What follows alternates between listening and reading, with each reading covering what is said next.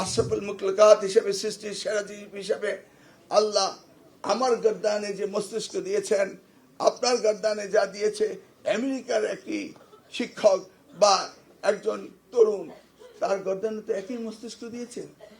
আল্লাহ কি ডিসক্রিমিনেশন করে?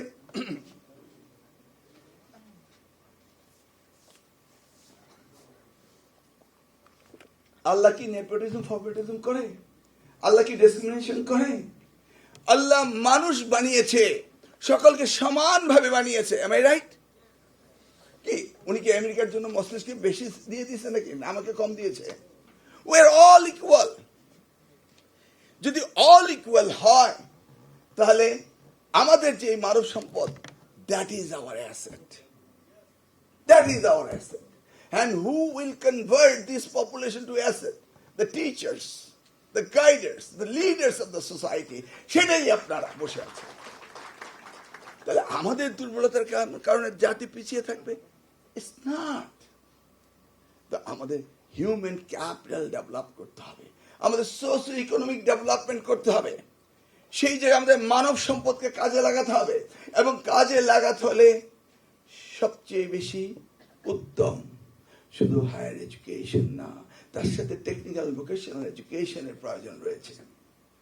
এই জন্য মাননীয় প্রধানমন্ত্রী টিবেটকে এবার সবচেয়ে বেশি গুরুত্ব দিয়েছেন। সেই সেক্টরে তিনি 18,000 কোটি টাকা বাজেট দিয়েছেন। কারণ আমাদের দেশে এই সম্পদকে এক্সপ্লোর করতে হবে, আমাদের ম্যাক্সিমাম ইউজ করতে হবে, অপটিমাম ইউজেস করতে হবে। সেটি হচ্ছে ওনার প্ল্যান, ওনার ভিশন। দেখুন, আমাদের দেশ থেকে hundreds of millions of peoples expected হিসেবে বিদেশে যাচ্ছে। এন্ড তারা যাচ্ছে কিভাবে? দুইটি হাত দুইটি পা নিয়ে তারা চলে যাচ্ছে। দে আর নট ট্রেইন। আজকে সেই জায়গায় আমরা ট্রেন করতে পারি, আমাদের তাদেরকে এই এডুকেশনাল ডেভেলপমেন্টের ভিতরে আনতে পারি, তাহলে না হিউম্যান ক্যাপিটাল ডেভেলপড হবে। তাহলে সেই জায়গাটিতে আমাদের সবচেয়ে বেশি লক্ষ্য করতে হবে। আজকে যদি মাননীয় প্রধানমন্ত্রীকে জিজ্ঞেস করা হয় আপনার ফেভারিট ডিপার্টমেন্ট কোনটা, বলে শিক্ষা। আপনি সেকেন্ড কোন ডিপার্টমেন্টকে লাইক করেন, উনি বলবেন শিক্ষা। আপনি থার্ড কোনটাকে লাইক করেন, উনি বলবেন শিক্ষা। That's his priority.